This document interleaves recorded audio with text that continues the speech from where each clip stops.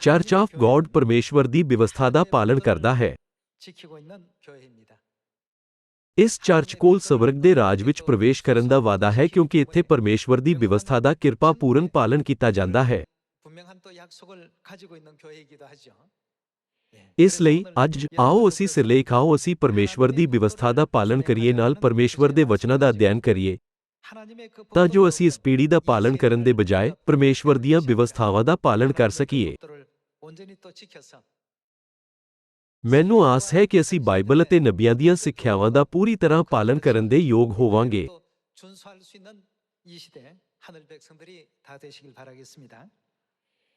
ਅੱਜ ਆਓ ਅਸੀਂ ਉਹਨਾਂ ਲੋਕਾਂ ਬਾਰੇ ਬਾਈਬਲ ਦੀ ਜਾਂਚ ਕਰੀਏ ਜਿਨ੍ਹਾਂ ਨੂੰ ਪਰਮੇਸ਼ਵਰ ਦੀਆਂ ਵਿਵਸਥਾਵਾਂ ਦਾ ਪਾਲਣ ਕਰਨ ਲਈ ਆਸ਼ੀਸ਼ਾਂ ਮਿਲੀਆਂ ਅਤੇ ਜਿਨ੍ਹਾਂ ਲੋਕਾਂ ਨੂੰ ਪਰਮੇਸ਼ਵਰ ਦੀ ਵਿਵਸਥਾਵਾਂ ਦਾ ਪਾਲਣ ਨਾ ਕਰਨ ਲਈ ਸਜ਼ਾ ਮਿਲੀ।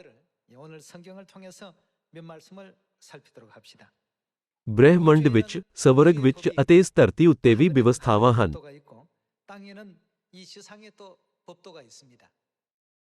ਇਸੇ ਤਰ੍ਹਾਂ ਸਵਰਗੀ ਲੋਕਾਂ ਦੀ ਮੁਕਤੀ ਲਈ ਪਰਮੇਸ਼ਵਰ ਨੇ ਸਵਰਗੀ ਵਿਵਸਥਾਵਾਂ ਨੂੰ ਸਥਾਪਿਤ ਕੀਤਾ ਹੈ। ਜੇਕਰ ਅਸੀਂ ਵਿਵਸਥਾਵਾਂ ਦਾ ਪਾਲਣ ਕਰਨ ਵਿੱਚ ਅਸਫਲ ਰਹਿੰਦੇ ਹਾਂ ਤਾਂ ਅਸੀਂ ਸਵਰਗ ਦੇ ਸਦੀਪਕ ਰਾਜ ਦਾ ਰਸਤਾ ਨਹੀਂ ਲੱਭ ਪਾਵਾਂਗੇ। ਆਓ ਅਸੀਂ ਯਿਰਮੀਯਾਹ ਅਧਿਆਇ 9 ਦੁਆਰਾ ਜਾਂਚ ਕਰੀਏ ਕਿ ਪਰਮੇਸ਼ਵਰ ਨੇ ਸਾਡੇ ਲਈ ਮੁਕਤੀ ਦੇ ਨਿਯਮਾਂ ਨੂੰ ਸਥਾਪਿਤ ਕੀਤਾ ਹੈ।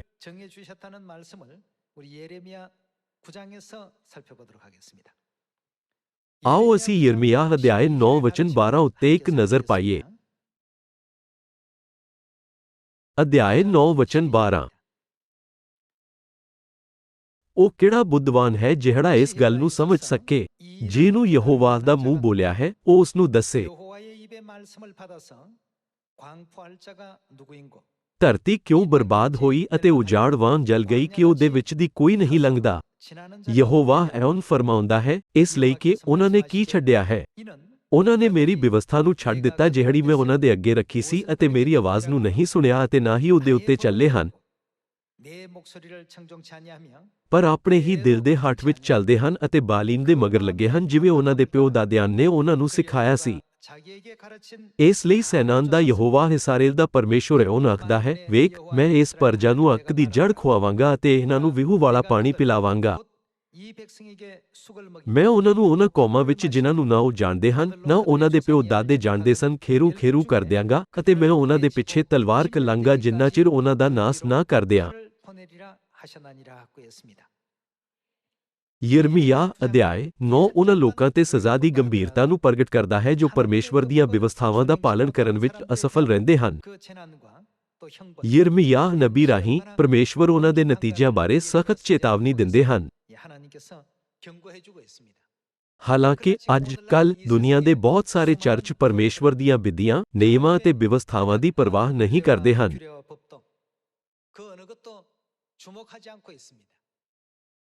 ਬੇਸ਼ੱਕ ਸਵਰਗ ਵਿੱਚ ਸਾਡੀ ਮੁਕਤੀ ਲਈ ਇੱਕ ਵਿਵਸਥਾ ਹੈ। ਇਸ ਬਾਰੇ ਸੋਚੋ ਕਿ ਯਿਰਮੀਯਾਹ ਅਧਿਆਇ 9 ਵਿੱਚ ਕੀ ਲਿਖਿਆ ਹੈ। ਪਰਮੇਸ਼ਵਰ ਨੇ ਕਿਹਾ, ਉਹਨਾਂ ਨੇ ਮੇਰੀ ਵਿਵਸਥਾ ਨੂੰ ਜੋ ਮੈਂ ਉਹਨਾਂ ਦੇ ਸਾਹਮਣੇ ਰੱਖੀ ਸੀ ਛੱਡ ਦਿੱਤਾ। ਉਹਨਾਂ ਨੇ ਮੇਰੀ ਗੱਲ ਨਹੀਂ ਮੰਨੀ ਅਤੇ ਨਾ ਹੀ ਉਸ ਦੇ ਅਨੁਸਾਰ ਚੱਲੇ ਹਨ। ਵੇਖੋ, ਮੈਂ ਤਲਵਾਰ ਨਾਲ ਉਹਨਾਂ ਦਾ ਪਿੱਛਾ ਕਰਾਂਗਾ ਜਦੋਂ ਤੱਕ ਮੈਂ ਉਹਨਾਂ ਦਾ ਅੰਤ ਨਾ ਕਰ ਲਵਾਂ। ਆਓ ਅਸੀਂ ਪੁਰਾਣੇ ਨੇਮ ਵਿੱਚ ਇਸ ਦੇ ਕੁਝ ਉਦਾਹਰਣ ਦੇਖੀਏ। ਆਓ ਅਸੀਂ 2 ਇਤਿਹਾਸ 12 ਉੱਤੇ ਜਾਈਏ। 2 ਇਤਿਹਾਸ ਅਧਿਆਇ 12 ਵਚਨ 1। ਤਾਂ ਇਉਂ ਹੋਇਆ ਕਿ ਜਦ ਰਹਬੋਆਮ ਦਾ ਰਾਜ ਪੱਕਾ ਹੋ ਗਿਆ ਅਤੇ ਉਹ ਸ਼ਕਤੀ ਵਾਲਾ ਬਣ ਗਿਆ ਤਾਂ ਉਸਨੇ ਕੀ ਕੀਤਾ?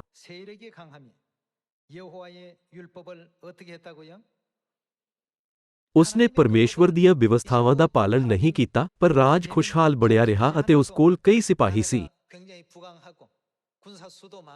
ਰਾਜ ਦੇ ਸ਼ਕਤੀਸ਼ਾਲੀ ਬਣਨ ਤੋਂ ਬਾਅਦ ਰਾਜਾ ਸੁਲੇਮਾਨ ਦੇ ਪੁੱਤਰ ਰਹਬੋਆਮ ਨੇ ਪਰਮੇਸ਼ਵਰ ਦੀਆਂ ਵਿਵਸਥਾਵਾਂ ਨੂੰ ਛੱਡ ਦਿੱਤਾ।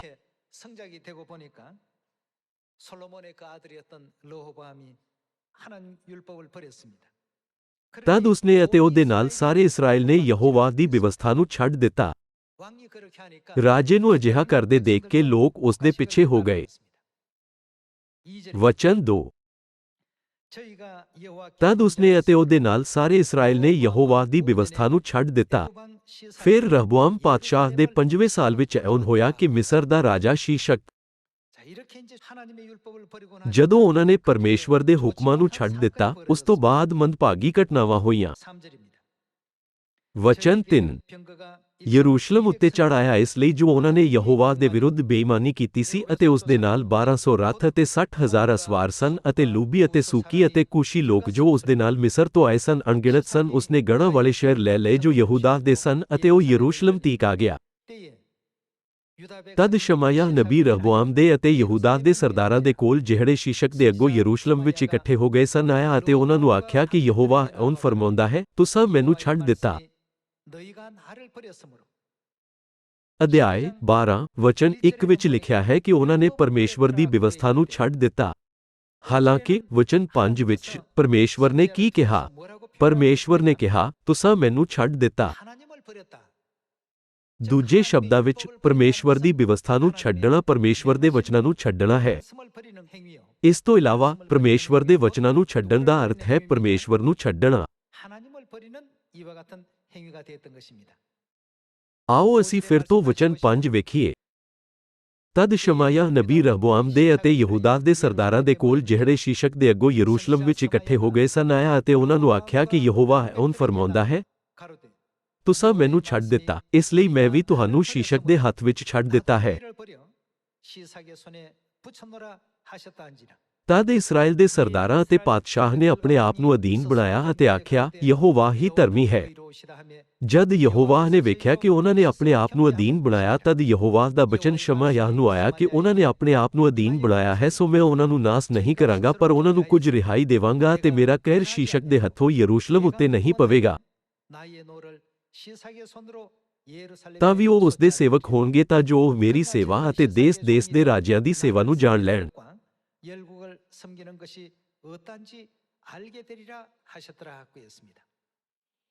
ਜਿਵੇਂ ਕਿ ਲਿਖਿਆ ਹੈ, ਜਦੋਂ ਲੋਕਾਂ ਨੇ ਪਰਮੇਸ਼ਵਰ ਦੀਆਂ ਵਿਵਸਥਾਵਾਂ ਨੂੰ ਛੱਡ ਦਿੱਤਾ ਤਾਂ ਉਸ ਤੋਂ ਠੀਕ ਬਾਅਦ ਮੁਸ਼ਕਿਲਾਂ ਆਈਆਂ। ਇਹ ਪਰਮੇਸ਼ਵਰ ਦੇ ਲੋਕਾਂ ਲਈ ਪਹਿਲਾਂ ਤੋਂ ਹੀ ਤੈਅ ਸੀ। ਅੱਜ ਅਸੀਂ ਸਵਰਗ ਦੀ ਉਮੀਦ ਨਾਲ ਮੁਕਤੀ ਵੱਲ ਵਧ ਰਹੇ ਹਾਂ। ਫਿਰ ਸਾਨੂੰ ਆਪਣੇ ਆਪ ਤੋਂ ਪੁੱਛਣਾ ਚਾਹੀਦਾ ਹੈ ਕਿ ਮੈਂ ਪਰਮੇਸ਼ਵਰ ਦੇ ਵਚਨ ਵਿੱਚ ਲਾਪਰਵਾਹੀ ਕਰ ਰਿਹਾ ਹਾਂ? ਮੇਰੇ ਵਿੱਚ ਕੀ ਕਮੀ ਹੈ? ਜੇ ਅਸੀਂ ਇਹਨਾਂ ਗੱਲਾਂ ਨੂੰ ਸੁਧਾਰੀਏ ਤਾਂ ਪਰਮੇਸ਼ਵਰ ਸਾਨੂੰ ਤੁਰੰਤ ਆਸ਼ੀਸ਼ ਦੇਣਗੇ। ਇਹ ਸਾਡੇ ਪਰਮੇਸ਼ਵਰ ਦਾ ਵਾਅਦਾ ਹੈ। ਆਓ ਅਸੀਂ ਮਲਾਕੀ ਅਧਿਆਇ 3 ਉੱਤੇ ਜਾ ਕੇ ਉਹਨਾਂ ਆਸ਼ੀਸ਼ਾਂ ਨੂੰ ਵੇਖੀਏ ਜੋ ਪਰਮੇਸ਼ਵਰ ਸਾਨੂੰ ਦਿੰਦੇ ਹਨ। ਮਲਾਕੀ ਅਧਿਆਇ 3। ਆਓ ਅਸੀਂ ਮਲਾਕੀ ਅਧਿਆਇ 3 ਵਚਨ 7 ਦੇਖੀਏ। ਆਪਣੇ ਪਿਓ ਦਾਦਿਆਂ ਦੇ ਦਿਨਾਂ ਤੋਂ ਮੇਰੀਆਂ ਵਿਧੀਆਂ ਤੋਂ ਬੇਮੁਖ ਹੁੰਦੇ ਆਏ ਹੋ, ਤੁਸਾਂ ਉਹਨਾਂ ਦੀ ਪਾਲਣਾ ਨਹੀਂ ਕੀਤੀ। ਤੁਸੀਂ ਮੇਰੀ ਵੱਲ ਮੁੜੋ ਤਾਂ ਮੈਂ ਤੁਹਾਡੀ ਵੱਲ ਮੁੜਾਂਗਾ, ਸੈਨਾਵਾਂ ਦਾ ਯਹੋਵਾ ਆਖਦਾ ਹੈ। ਪਰ ਤੁਸੀਂ ਆਖਦੇ ਹੋ, ਅਸੀਂ ਕਿਹੜੀ ਗੱਲ ਵਿੱਚ ਮੁੜੀਏ? ਕੀ ਕੋਈ ਆਦਮੀ ਪਰਮੇਸ਼ੁਰ ਨੂੰ ਠੱਗੇਗਾ? ਪਰ ਤੁਸਾਂ ਮੈਨੂੰ ਠੱਗ ਲਿਆ ਤੇ ਤੁਸੀਂ ਆਖਦੇ ਹੋ, ਕਿਹੜੀ ਗੱਲ ਵਿੱਚ ਅਸਾਂ ਤੈਨੂੰ ਠੱਗ ਲਿਆ? ਦਸਵੰਧਾਂ ਅਤੇ ਭੇਟਾਂ ਵਿੱਚ ਤੁਸੀਂ ਸਰਾਪੀਆਂ ਦੇ ਸਰਾਪੀ ਹੋਏ। ਤੁਸੀਂ ਮੈਨੂੰ ਠੱਗਦੇ ਹੋ, ਸਗੋਂ ਸਾਰੀ ਕੌਮ ਵੀ।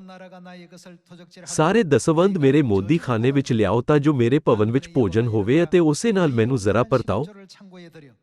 ਸੈਨਾਵਾਂ ਦਾ ਯਹੋਵਾ ਆਖਦਾ ਹੈ ਕਿ ਮੈਂ ਤੁਹਾਡੇ ਲਈ ਆਕਾਸ਼ ਦੀਆਂ ਖਿੜਕੀਆਂ ਖੋਲ੍ਹਦਾ ਹਾਂ ਕਿ ਨਹੀਂ ਪਈ ਤੁਹਾਡੇ ਲਈ ਬਰਕਤ ਵਰਾਵਾਂ ਇੱਥੋਂ ਤੀਕ ਕਿ ਉਹਦੇ ਲਈ ਥਾਂ ਨਾ ਹੋਵੇਗਾ। ਪਰਮੇਸ਼ਵਰ ਨੇ ਦਸਵੰਧ ਦਾ ਨਿਯਮ ਕਿਉਂ ਸਥਾਪਿਤ ਕੀਤਾ? ਪਰਮੇਸ਼ਵਰ ਸਾਨੂੰ ਆਸ਼ੀਸ਼ ਦੇਣਾ ਚਾਹੁੰਦੇ ਹਨ। ਪਰਮੇਸ਼ਵਰ ਸਾਨੂੰ ਇਸ ਇਰਾਦੇ ਨਾਲ ਆਪਣੇ ਹੁਕਮ ਦਿੰਦੇ ਹਨ। ਉਹ ਆਪਣੇ ਫਾਇਦੇ ਲਈ ਸਾਨੂੰ ਹੁਕਮ ਨਹੀਂ ਦਿੰਦੇ।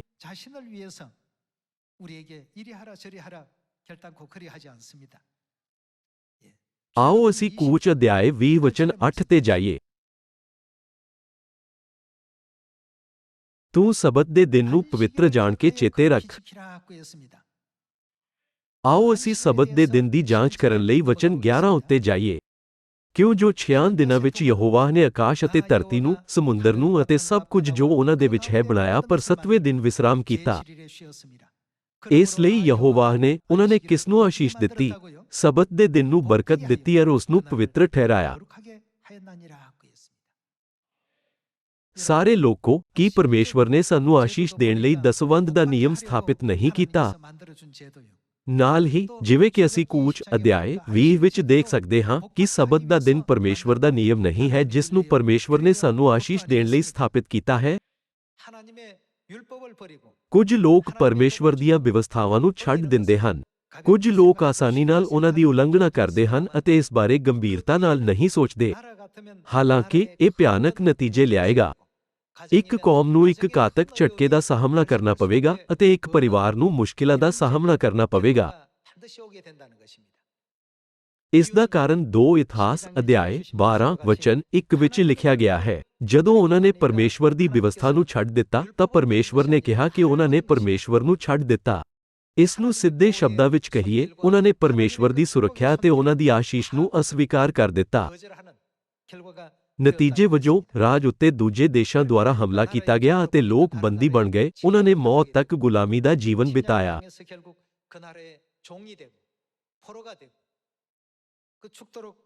ਅਸੀਂ 1 ਅਤੇ 2 ਰਾਜਿਆਂ ਤੇ 1 ਅਤੇ 2 ਇਤਿਹਾਸ ਵਿੱਚ ਪਾਏ ਗਏ ਇਤਿਹਾਸ ਦੁਆਰਾ ਇਸ ਦੀ ਪੁਸ਼ਟੀ ਕਰ ਸਕਦੇ ਹਾਂ।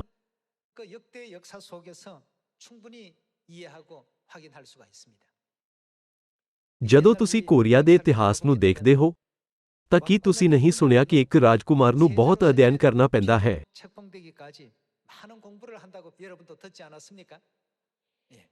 ਬਹੁਤ ਵਿਸ਼ਿਆਂ ਵਿੱਚ ਇਤਿਹਾਸ ਬਹੁਤ ਮਹੱਤਵਪੂਰਨ ਸੀ।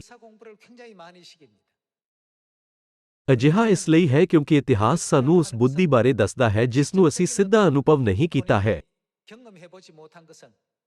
ਇਹ ਸਾਨੂੰ ਦੂਜਿਆਂ ਦੇ ਜੀਵਨ ਦੇ ਅਨਮੋਲ ਸਬਕ ਸਿਖਾਉਂਦਾ ਹੈ। ਰੋਮੀਆਂ ਅਧਿਆਇ 15 ਦੇ ਅਨੁਸਾਰ ਜੋ ਕੁਝ ਵੀ ਅਤੀਤ ਵਿੱਚ ਲਿਖਿਆ ਗਿਆ ਸੀ ਉਹ ਸਾਨੂੰ ਸਿਖਾਉਣ ਲਈ ਲਿਖਿਆ ਗਿਆ ਸੀ। ਅੱਜ 2 ਇਤਿਹਾਸ ਅਧਿਆਇ 12 ਵਿੱਚ ਲਿਖੀ ਗਈ ਰਹਬੋਆਮ ਦੀ ਕਹਾਣੀ ਦੁਆਰਾ ਅਸੀਂ ਸਮਝ ਸਕਦੇ ਹਾਂ ਕਿ ਸਾਨੂੰ ਪਰਮੇਸ਼ਵਰ ਦੀ ਵਿਵਸਥਾ ਨੂੰ ਕਿੰਨਾ ਮਹੱਤਵ ਦੇਣਾ ਚਾਹੀਦਾ ਹੈ। ਜਦੋਂ ਉਹਨਾਂ ਨੇ ਵਿਵਸਥਾ ਨੂੰ ਛੱਡ ਦਿੱਤਾ ਤਾਂ ਪਰਮੇਸ਼ਵਰ ਨੇ ਕਿਹਾ, ਤੁਸੀਂ ਮੈਨੂੰ ਛੱਡ ਦਿੱਤਾ ਹੈ। ਇਸ ਲਈ ਜਦੋਂ ਸ਼ੀਸ਼ਕ ਨੇ ਇਸਰਾਇਲ ਉੱਤੇ ਹਮਲਾ ਕੀਤਾ ਤਾਂ ਪਰਮੇਸ਼ਵਰ ਵੱਲੋਂ ਕੋਈ ਸੁਰੱਖਿਆ ਨਹੀਂ ਸੀ। ਪਰਮੇਸ਼ਵਰ ਨੇ ਇਸਰਾਇਲ ਨੂੰ ਛੱਡ ਦਿੱਤਾ, ਇਸ ਲਈ ਮਿਸਰ ਨੇ ਉਹਨਾਂ ਨੂੰ ਹਰਾ ਦਿੱਤਾ ਅਤੇ ਗੁਲਾਮ ਬਣਾ ਲਿਆ। ਕਈ ਲੋਕਾਂ ਨੇ ਆਪਣੀਆਂ ਜਾਨਾਂ ਗੁਆ ਦਿੱਤੀਆਂ, ਜਿਸ ਦਾ ਨਤੀਜਾ ਦੁਖਦਾਈ ਹੈ। ਆਓ ਵਚਨ 14 ਉੱਤੇ ਇੱਕ ਨਜ਼ਰ ਪਾਈਏ। ਵਚਨ 14 ਵਿੱਚ ਲਿਖਿਆ ਹੈ, ਉਸਨੇ ਬੁਰੀਆਈ ਕੀਤੀ ਕਿਉਂ ਜੋ ਉਸਨੇ ਯਹੋਵਾ ਦੀ ਖੋਜ ਵਿੱਚ ਆਪਣਾ ਮਨ ਨਾ ਲਾਇਆ। ਉਸਨੇ ਵਿਵਸਥਾ ਨੂੰ ਤਿਆਗ ਦਿੱਤਾ ਅਤੇ ਉਸਦਾ ਮਨ ਪਰਮੇਸ਼ਵਰ ਤੋਂ ਦੂਰ ਹੋ ਗਿਆ। ਇਸ ਲਈ ਬਾਈਬਲ ਵਿੱਚ ਲਿਖਿਆ ਹੈ, ਉਸਨੇ ਉਹ ਕੰਮ ਕੀਤਾ ਜੋ ਬੁਰਾ ਹੈ, ਅਰਥਾਤ ਉਸਨੇ ਆਪਣੇ ਮਨ ਨੂੰ ਪਰਮੇਸ਼ਵਰ ਦੀ ਭਾਲ ਵਿੱਚ ਨਹੀਂ ਲਾਇਆ। ਆਓ ਅਸੀਂ ਵਚਨ 15 ਵੇਖੀਏ। ਅਤੇ ਰਹਬੋਆਮ ਦੇ ਕੰਮ ਮੁੱਢ ਤੋਂ ਅੰਤ ਤੀਕ ਕਿ ਉਹ ਸ਼ਮਯਾਹ ਨਬੀ ਅਤੇ ਇਦੋਂ ਗੈਬਦਾਨ ਦੇ ਇਤਿਹਾਸ ਵਿੱਚ ਕੁਲਪੱਤਰੀ ਦੇ ਅਨੁਸਾਰ ਲਿਖੇ ਨਹੀਂ। ਅਤੇ ਰਹਬੋਆਮ ਅਤੇ ਯਾਰਾਬੋਆਮ ਦੇ ਵਿੱਚ ਸਦਾ ਲੜਾਈ ਹੁੰਦੀ ਰਹੀ।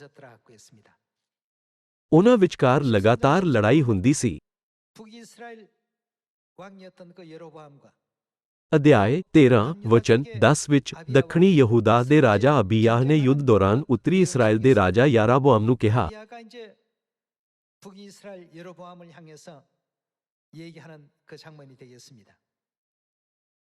ਆਓ ਅਸੀਂ ਅਧਿਆਇ 13 ਉੱਤੇ ਜਾਈਏ। ਆਓ ਅਸੀਂ ਅਧਿਆਇ 13 ਵਚਨ 10 ਦੇਖੀਏ।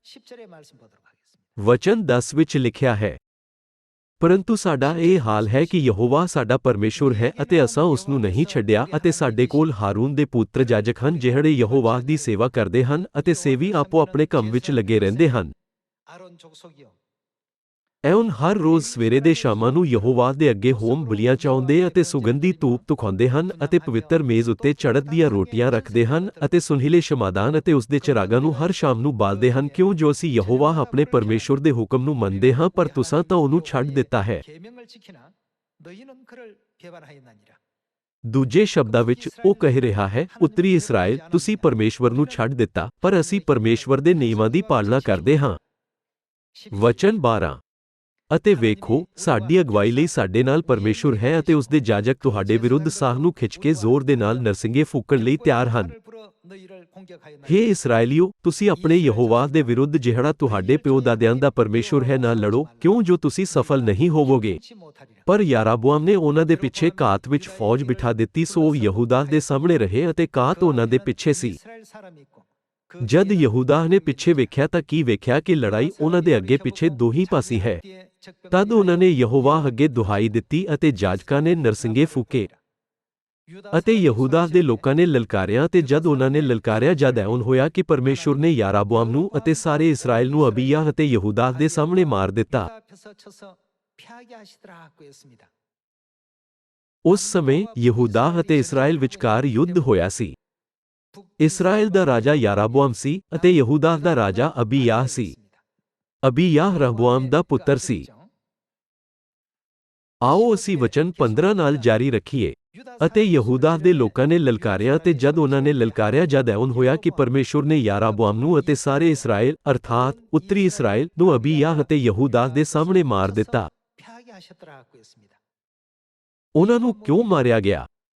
ਦੱਖਣੀ ਯਹੂਦਾ ਨੇ ਉੱਤਰੀ ਇਸਰਾਏਲ ਨੂੰ ਇਹ ਕਹਿੰਦੇ ਹੋਏ ਸਲਾਹ ਦਿੱਤੀ, ਅਸੀਂ ਪਰਮੇਸ਼ਵਰ ਦੀਆਂ ਵਿਵਸਥਾਵਾਂ ਦਾ ਪਾਲਣ ਕਰਦੇ ਹਾਂ, ਪਰ ਤੁਸੀਂ ਉਹਨਾਂ ਦੀਆਂ ਵਿਵਸਥਾਵਾਂ ਦਾ ਪਾਲਣ ਨਹੀਂ ਕਰਦੇ। ਪਰਮੇਸ਼ਵਰ ਵੱਲੋਂ ਨਾ ਮੁੜੋ, ਪਰ ਪਰਮੇਸ਼ਵਰ ਕੋਲ ਆਓ।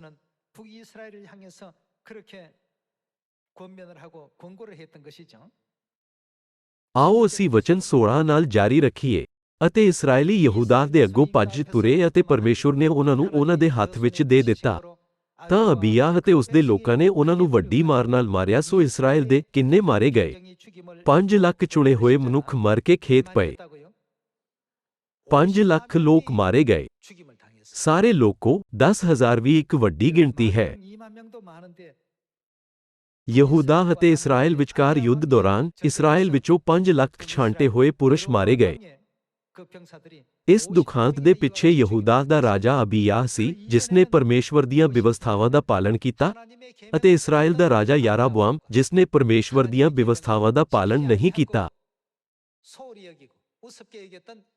ਅੰਤ ਵਿੱਚ ਜਿੱਤਣ ਅਤੇ ਹਾਰਨ ਵਾਲਿਆਂ ਵਿਚਕਾਰ ਅੰਤਰ ਇਹ ਸੀ ਕਿ ਉਹਨਾਂ ਨੇ ਪਰਮੇਸ਼ਵਰ ਦੀਆਂ ਵਿਵਸਥਾਵਾਂ ਦਾ ਪਾਲਣ ਕੀਤਾ ਜਾਂ ਨਹੀਂ। ਇਸ ਅੰਤਰ ਕਾਰਨ 5 ਲੱਖ ਲੋਕ ਮਾਰੇ ਗਏ। ਅਸੀਂ ਇਸ ਸਿੱਖਿਆ ਨੂੰ 2 ਇਤਿਹਾਸ ਅਧਿਆਏ 12 ਅਤੇ 13 ਵਿੱਚ ਲੱਭ ਸਕਦੇ ਹਾਂ। ਇਸ ਤਰ੍ਹਾਂ ਇਹ ਸਰੀਰਕ ਯੁੱਧ ਆਉਣ ਵਾਲੀ ਇੱਕ ਮਹਾਨ ਆਤਮਿਕ ਲੜਾਈ ਦੇ ਪਰਛਾਵੇਂ ਦੇ ਰੂਪ ਵਿੱਚ ਕੰਮ ਕਰਦਾ ਹੈ। ਇਹ ਆਖਰੀ ਆਤਮਿਕ ਲੜਾਈ ਪਰਮੇਸ਼ਵਰ ਅਤੇ ਸ਼ੈਤਾਨ ਅਤੇ ਉਹਨਾਂ ਦੇ ਚੇਲਿਆਂ ਵਿਚਕਾਰ ਹੋਵੇਗੀ। ਇਸ ਲੜਾਈ ਵਿੱਚ ਵੀ ਪਰਮੇਸ਼ਵਰ ਆਪਣੀਆਂ ਵਿਵਸਥਾਵਾਂ ਉੱਤੇ ਜ਼ੋਰ ਦਿੰਦੇ ਹਨ।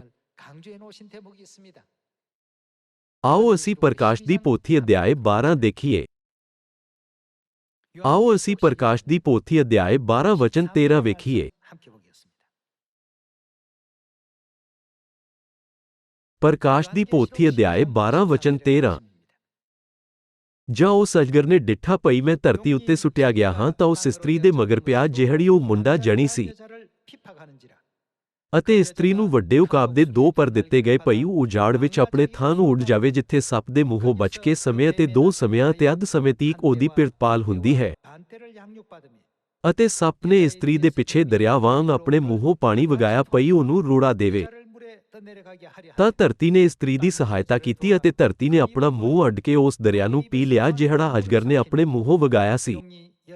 ਅਤੇ ਅਜਗਰ ਨੂੰ ਇਸਤਰੀ ਉੱਤੇ ਕਰੋਧ ਆਇਆ, ਅਤੇ ਉਹਦੇ ਵੰਸ਼ ਵਿੱਚੋਂ ਜਿਹੜੇ ਰਹਿੰਦੇ ਉਹ ਕੀ ਮੰਨਦੇ ਹਨ ਅਤੇ ਜਿਹੜੇ ਪਰਮੇਸ਼ੁਰ ਦੀਆਂ ਆਗਿਆਂ ਦੀ ਪਾਲਣਾ ਕਰਦੇ ਅਤੇ ਯਿਸੂ ਦੀ ਸਾਖੀ ਭਰਦੇ ਹਨ, ਉਹਨਾਂ ਨਾਲ ਯੁੱਧ ਕਰਨ ਨੂੰ ਚਲਿਆ ਗਿਆ ਅਤੇ ਉਹ ਸਮੁੰਦਰ ਦੇ ਬਰੇਤੇ ਉੱਤੇ ਜਾ ਖਲੋਤਾ। ਭਾਵੇਂ ਅਜਗਰ ਸਮੁੰਦਰ ਦੀ ਰੇਤ ਨਾਲੋਂ ਵੱਡੀ ਕਿਸੇ ਚੀਜ਼ ਉੱਤੇ ਖੜਾ ਹੁੰਦਾ ਹੈ, ਤਾਂ ਕਿ ਉਹ ਪਰਮੇਸ਼ਵਰ ਦੀਆਂ ਵਿਵਸਥਾਵਾਂ ਨੂੰ ਮੰਨਣ ਵਾਲਿਆਂ ਨੂੰ ਹਰਾ ਸਕਦਾ ਸੀ। ਨਬੀਆਂ ਅਤੇ ਬਾਈਬਲ ਦੀਆਂ ਪੂਰੀਆਂ ਸਿੱਖਿਆਵਾਂ ਵਿੱਚ ਪਰਮੇਸ਼ਵਰ ਹਮੇਸ਼ਾ ਉਹਨਾਂ ਨਾਲ ਰਹੇ ਜੋ ਉਹਨਾਂ ਦੀਆਂ ਵਿਵਸਥਾਵਾਂ ਦਾ ਪਾਲਣ ਕਰਦੇ ਹਨ ਅਤੇ ਉਹਨਾਂ ਨੂੰ ਜਿੱਤ ਦਿਲਾਈ।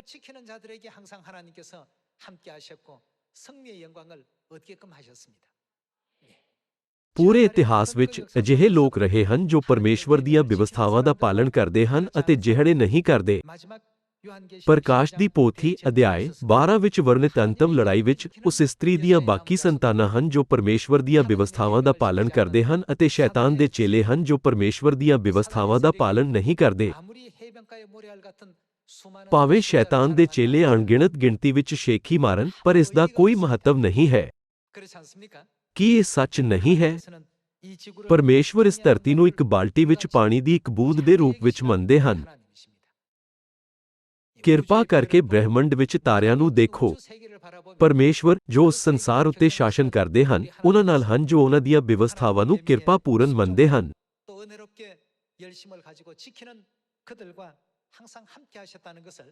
ਪਰਮੇਸ਼ਵਰ ਸਾਨੂੰ 2 ਇਤਿਹਾਸ ਅਧਿਆਇ 12 ਅਤੇ 13 ਅਤੇ ਪ੍ਰਕਾਸ਼ ਦੀ ਪੋਥੀ ਅਧਿਆਇ 12 ਵਚਨ 13 ਦੇ ਵਚਨਾਂ ਦੁਆਰਾ ਇਸ ਬਾਰੇ ਦੱਸਦੇ ਹਨ। ਆਓ ਅਸੀਂ ਵਿਵਸਥਾਸਾਰ ਅਧਿਆਇ 8 ਦੇਖੀਏ।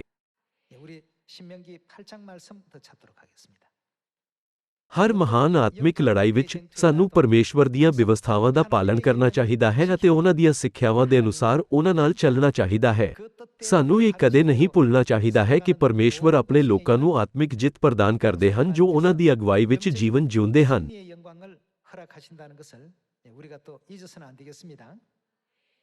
ਆਓ ਅਸੀਂ ਵਿਵਸਥਾਸਾਰ ਅਧਿਆਇ 8 ਵਚਨ 1 ਨੂੰ ਦੇਖੀਏ।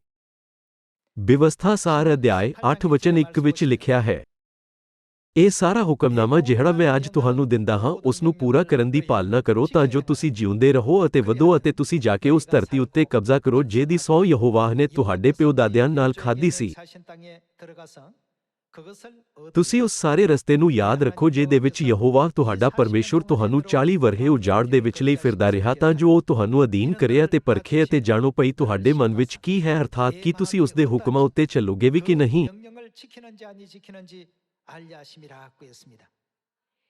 ਪਰਮੇਸ਼ਵਰ ਨੇ ਇਸਰਾਏਲੀਆਂ ਨੂੰ ਆਪਣੀ ਵਿਵਸਥਾ ਦਿੱਤੀ ਜਦੋਂ ਉਹ ਜੰਗਲ ਵਿੱਚ ਜੀ ਰਹੇ ਸੀ। ਉਹ ਇਹ ਜਾਣਨ ਲਈ ਸੀ ਕਿ ਉਹਨਾਂ ਦੇ ਮਨ ਵਿੱਚ ਕੀ ਹੈ ਅਤੇ ਕਿ ਉਹ ਪਰਮੇਸ਼ਵਰ ਦੀਆਂ ਵਿਵਸਥਾਵਾਂ ਦਾ ਪਾਲਣ ਕਰਨਗੇ ਜਾਂ ਨਹੀਂ। ਆਓ ਵਚਨ 3 ਤੇ ਇੱਕ ਨਜ਼ਰ ਪਾਈਏ। ਉਸਨੇ ਤੁਹਾਨੂੰ ਅਧੀਨ ਕੀਤਾ ਅਤੇ ਤੁਹਾਨੂੰ ਭੁੱਖੇ ਹੋਣ ਦਿੱਤਾ ਅਤੇ ਉਹ ਮਨ ਜਿਸ ਨੂੰ ਨਾ ਤੁਸੀਂ ਨਾ ਤੁਹਾਡੇ ਪਿਓ ਦਾਦੇ ਜਾਣਦੇ ਸਨ ਤੁਹਾਨੂੰ ਖਿਲਾਇਆ ਤਾਂ ਜੋ ਤੁਹਾਨੂੰ ਸਿਖਾਵੇ ਪਈ ਆਦਮੀ ਨਿਰੀ ਰੋਟੀ ਨਾਲ ਹੀ ਜਿਉਂਦਾ ਨਹੀਂ ਰਹੇਗਾ ਪਰ ਅਸੀਂ ਕਿਸ ਨਾਲ ਜਿਉਂਦੇ ਰਹਿੰਦੇ ਹਾਂ।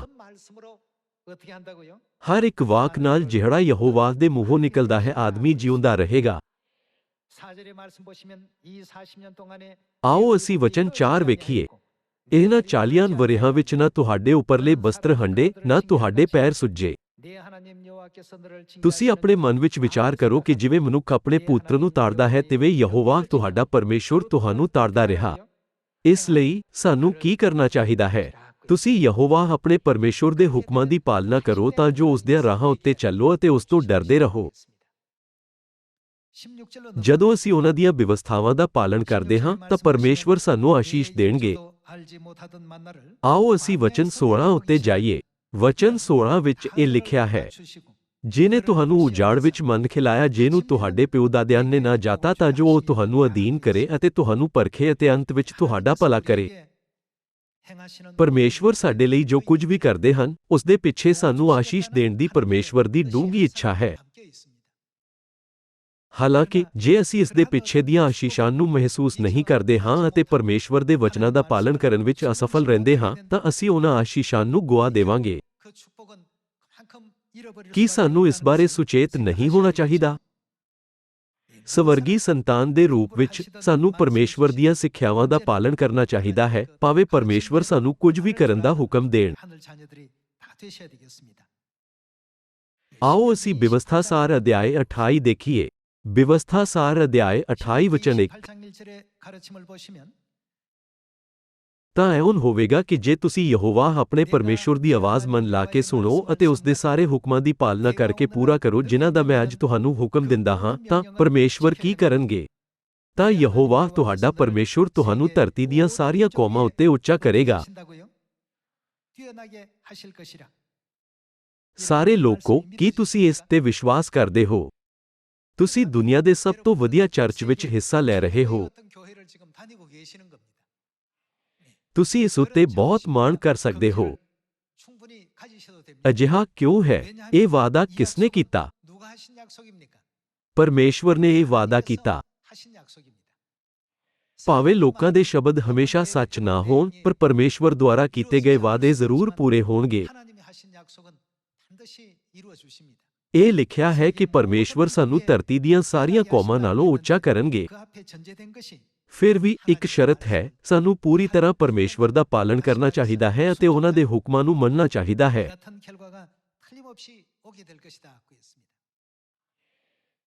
ਵਚਨ 2। ਜੇ ਤੁਸੀਂ ਯਹੋਵਾਹ ਆਪਣੇ ਪਰਮੇਸ਼ਵਰ ਦੀ ਆਵਾਜ਼ ਸੁਣੋ ਤਾਂ ਇਹ ਸਾਰੀਆਂ ਅਸੀਸਾਂ ਤੁਹਾਡੇ ਉੱਤੇ ਆਉਣਗੀਆਂ। ਆਸ਼ੀਸ਼ਾਂ ਦਾ ਹੜ੍ਹ ਆਏਗਾ, ਜਿਸ ਨਾਲ ਸਾਨੂੰ ਮਿਲਣ ਵਾਲੀਆਂ ਆਸ਼ੀਸ਼ਾਂ ਦੀ ਬਹੁਤਾਤ ਦੇ ਕਾਰਨ ਇਹ ਲਗਭਗ ਭਰਾ ਹੋ ਜਾਵੇਗਾ। ਮੈਂ ਤੁਹਾਨੂੰ ਇਸ ਨੂੰ ਯਾਦ ਰੱਖਣ ਅਤੇ ਇਸ ਤੋਂ ਵੀ ਜ਼ਿਆਦਾ ਮਾਣ ਕਰਨ ਲਈ ਕਹਿੰਦਾ ਹਾਂ। ਅੱਜ ਕੱਲ੍ਹ ਅਜਿਹੇ ਚਰਚ ਹਨ ਜੋ ਸਿਰਫ ਇੱਕ ਚਰਚ ਦੇ ਰੂਪ ਨੂੰ ਬਰਕਰਾਰ ਰੱਖਦੇ ਹਨ। ਜਦੋਂ ਉਹ ਆਪਣੇ ਮੂੰਹ ਨਾਲ ਘੋਸ਼ਣਾ ਕਰਦੇ ਹਨ ਕਿ ਉਹ ਪਰਮੇਸ਼ਵਰ ਦੇ ਲੋਕ ਹਨ, ਪਰ ਉਹ ਪਰਮੇਸ਼ਵਰ ਦੇ ਨਿਯਮਾਂ ਤੋਂ ਅਣਜਾਣ ਰਹਿੰਦੇ ਹਨ। ਇਸ ਦੀ ਬਜਾਏ ਉਹ ਪਰਮੇਸ਼ਵਰ ਦੇ ਨਿਯਮਾਂ ਦੀ ਨਿੰਦਿਆ ਕਰਦੇ ਹੋਏ ਭਰਮਾਉਣ ਵਾਲੇ ਬਹਾਨੇ ਦੀ ਵਰਤੋਂ ਕਰਦੇ ਹਨ। ਤੁਹਾਨੂੰ ਸਿਰਫ ਵਿਸ਼ਵਾਸ ਕਰਨ ਦੀ ਲੋੜ ਹੈ।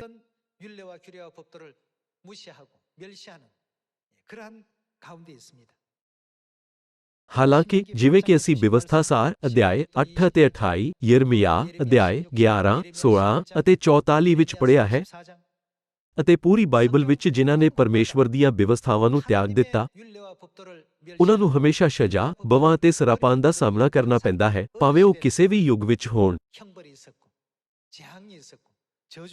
ਇਸ ਤੋਂ ਇਲਾਵਾ ਉਹਨਾਂ ਨੇ ਆਪਣੀ ਲੜਾਈ ਵਿੱਚ ਹਾਰ ਦਾ ਸਾਹਮਣਾ ਕੀਤਾ। ਅੱਜ ਆਓ ਅਸੀਂ ਯਹੂਦਾ ਦੇ ਰਾਜਾ ਅਬੀਯਾਹ ਵਰਗੇ ਬਣੀਏ। 5 ਲੱਖ ਦੁਸ਼ਮਣਾਂ ਨੂੰ ਹਰਾਉਣ ਵਿੱਚ ਯੋਗ ਹੋਣ ਦਾ ਮੁੱਖ ਕਾਰਨ ਕੀ ਸੀ? ਉਸਨੇ ਕਿਹਾ, ਕਿਉਂਕਿ ਅਸੀਂ ਪਰਮੇਸ਼ਵਰ ਦੀਆਂ ਬਿਵਸਥਾਵਾਂ ਦਾ ਪਾਲਣ ਕਰਦੇ ਹਾਂ, ਇਸ ਲਈ ਅਸੀਂ ਜਿੱਤ ਪ੍ਰਾਪਤ ਕਰਾਂਗੇ। ਉੱਤਰੀ ਇਸਰਾਏਲ ਦੇ ਲੋਕੋ, ਸੁਣੋ। ਪਰਮੇਸ਼ਵਰ ਦੇ ਵਿਰੁੱਧ ਨਾ ਜਾਓ ਕਿਉਂਕਿ ਤੁਸੀਂ ਸਫਲ ਨਹੀਂ ਹੋਵੋਗੇ। ਉਸ ਦਾ ਮਤਲਬ ਸੀ ਕਿ ਉਹਨਾਂ ਨੂੰ ਆਪਣੀ ਗਿਣਤੀ ਬਾਰੇ ਆਤਮ ਸੰਤੁਸ਼ਟ ਨਹੀਂ ਹੋਣਾ ਚਾਹੀਦਾ ਜਾਂ ਘਮੰਡ ਨਹੀਂ ਕਰਨਾ ਚਾਹੀਦਾ। ਅਬੀਯਾਹ ਨੇ ਵਿਸ਼ਵਾਸ ਨਾਲ ਕਿਹਾ, ਪਰਮੇਸ਼ਵਰ ਸਾਡੇ ਨਾਲ ਹਨ। ਉਸ ਦੇ ਦੁਸ਼ਮਣਾਂ ਨੇ ਆਪਣੀ ਰਣਨੀਤੀ ਬਣਾਈ। ਉਹਨਾਂ ਨੇ ਘਾਤ ਲਗਾ ਕੇ ਪਿੱਛੇ ਵੱਲ ਫੌਜਾਂ ਭੇਜੀਆਂ। ਹਾਲਾਂਕਿ ਪਰਮੇਸ਼ਵਰ ਨੇ ਉਹਨਾਂ ਨੂੰ ਜਿੱਤ ਨਹੀਂ ਦਿੱਤੀ। ਇਸ ਘਟਨਾ ਨੂੰ ਜਾਂਚ ਕਰਕੇ ਕੀ ਅਸੀਂ ਇਹ ਨਹੀਂ ਸਮਝ ਸਕਦੇ ਕਿ ਪਰਮੇਸ਼ਵਰ ਹਰ ਯੁੱਗ ਅਤੇ ਇਤਿਹਾਸ ਦੀ ਅਗਵਾਈ ਕਰਦੇ ਹਨ? ਅਸੀਂ ਪੁਸ਼ਟੀ ਕਰ ਸਕਦੇ ਹਾਂ ਕਿ ਸਭ ਕੁਝ ਪਰਮੇਸ਼ਵਰ ਦੀ ਇੱਛਾ ਅਨੁਸਾਰ ਕੀਤਾ ਜਾਂਦਾ ਹੈ। ਸਵਰਗ ਦਾ ਰਾਜ ਨੇੜੇ ਆ ਰਿਹਾ ਹੈ। ਜਿਉਂ ਹੀ ਸਵਰਗ ਦਾ ਰਾਜ ਨੇੜੇ ਆਉਂਦਾ ਹੈ, ਆਓ ਆਪਾਂ ਆਪਣੇ ਆਪ ਤੋਂ ਪੁੱਛੀਏ ਕਿ ਅਸੀਂ ਪਰਮੇਸ਼ਵਰ ਦੇ ਨਿਯਮਾਂ ਪ੍ਰਤੀ ਵਫਾਦਾਰ ਹਾਂ ਜਾਂ ਅਸੀਂ ਉਹਨਾਂ ਨੂੰ ਨਜ਼ਰਅੰਦਾਜ਼ ਕਰ ਰਹੇ ਹਾਂ। ਆਓ ਅਸੀਂ ਆਪਣੇ ਆਪ ਉੱਤੇ ਵਿਚਾਰ ਕਰੀਏ ਅਤੇ ਅੰਤ ਤੱਕ ਸਵਰਗੀ ਪਿਤਾ ਅਤੇ ਸਵਰਗੀ ਮਾਤਾ ਦੀਆਂ ਸਿੱਖਿਆਵਾਂ ਦੀ ਪਾਲਣਾ ਕਰੀਏ ਤਾਂ ਜੋ ਅਸੀਂ ਸੀਯੋਨ ਪਰਿਵਾਰ ਦੇ ਦਿਆਲੂ ਮੈਂਬਰ ਬਣ ਸਕੀਏ ਜੋ ਸਾਰੇ ਲੋਕਾਂ ਨੂੰ ਪਰਮੇਸ਼ਵਰ ਦੀ ਵਿਵਸਥਾ ਸਿਖਾਉਂਦੇ ਹਨ। ਇਸ ਨਾਲ ਮੈਂ ਅੱਜ ਦੇ ਉਪਦੇਸ਼ ਨੂੰ ਸਮਾਪਤ ਕਰਨਾ ਚਾਹਾਂਗਾ। ਤੁਹਾਡਾ ਬਹੁਤ ਬਹੁਤ ਧੰਨਵਾਦ।